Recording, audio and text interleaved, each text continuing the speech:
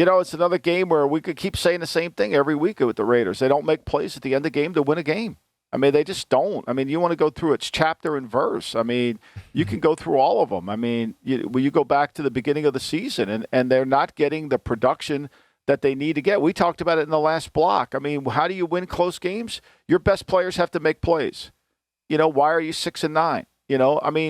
I sit there and watch the game, and they got a chance to beat Arizona. If they just make a couple plays, they turn it over. They fumble, right? They got a chance to beat Tennessee. They get the ball down the red zone. They can't score.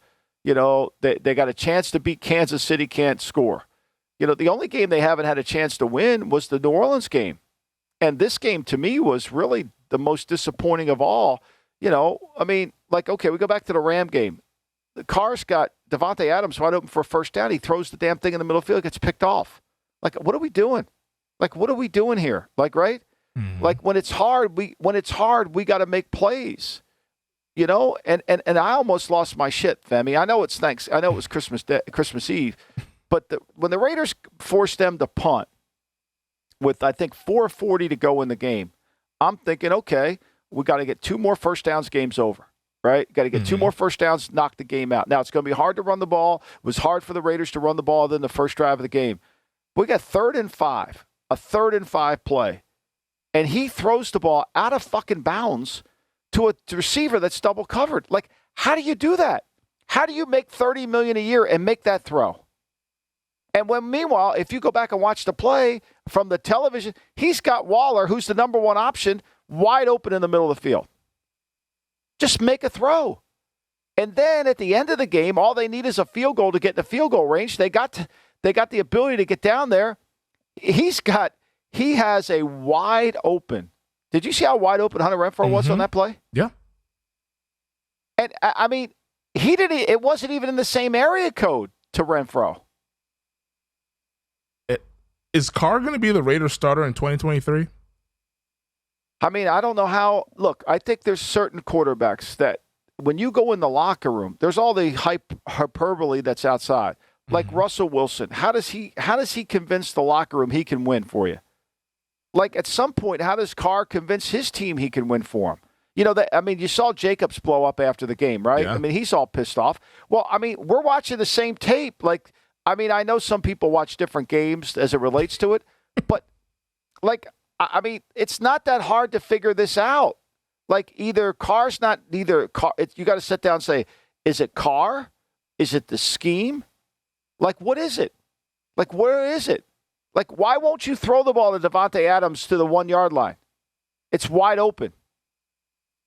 Why won't you throw the ball to Waller on an inside route? It's wide open. How do you, they're seeing the tape. They all see it. It's got to be. They all see it.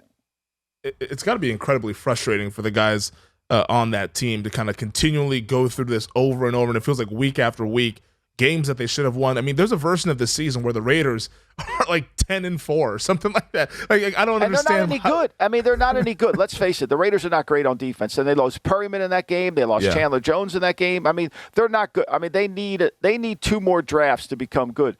But in the interim, if they could get better production from the quarterback position, they could be a lot better. It could be. And I'm not talking about making spectacular plays. I'm just talking about making the Brock Purdy plays. Just throw the ball inside. Okay, there's Waller wide open coming across the middle of the field. Bang it to him. I mean, there's Hunter Renfrow screaming down the middle of the field wide open. All you got to do is get it to him. If he makes one guy miss, the game is over.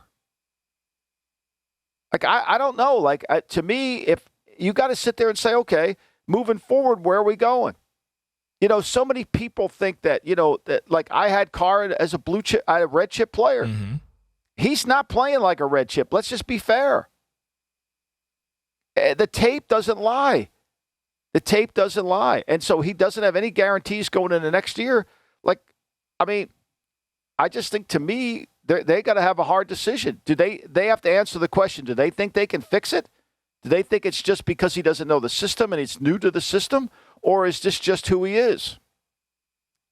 That's the question that they have to answer this offseason. I know all the Raiders guys were mad. Josh Jacobs was mad, but there might not have been a more mad person in the country than Mad Dog 2 in the Circus Survivor, who was 46 seconds away, Michael, from winning $6.133 million if the Raiders beat the Pittsburgh Steelers. They lose. The competition goes into Sunday on Christmas. And then Mad Dog, unfortunately, had the Dolphins as his survivor play, loses. So the swing could have been a $6.133 million win for Mad Dog if the Raiders just held on and won the game. How much you think he's sending Carr a Christmas gift or what? I mean, think about it. Thanks for watching the GM Shuffle with Michael Lombardi. And for more videos like this, make sure to subscribe to VSiN Live and the GM Shuffle podcast with Michael Lombardi, presented by DraftKings and VSiN, wherever you get your podcasts.